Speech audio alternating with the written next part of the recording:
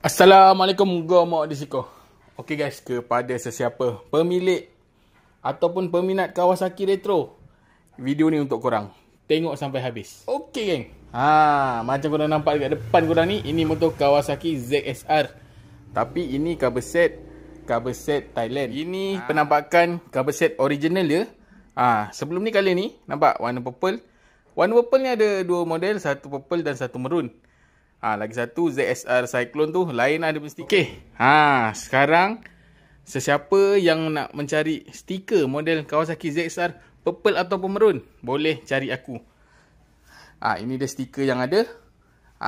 Sekarang ada stok. Kalau tak ada stok, boleh pre-order dalam 7 hari bekerja lebih kurang siap. Ini dia penampakan stiker dia.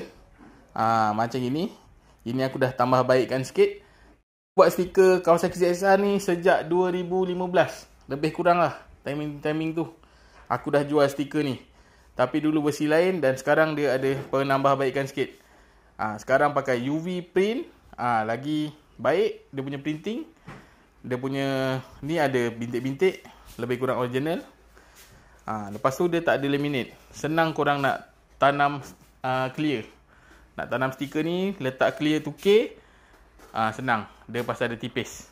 Stiker ni, korang tak perlu nak gosok sebelum clear. Korang tampal, terus clear saja pun dah boleh. Tak macam stiker-stiker Thailand macam ni, korang nak kena gosok halus, baru korang boleh masuk clear. Yang ni tak payah. Permukaan dia memang dah matte, terus masuk clear saja.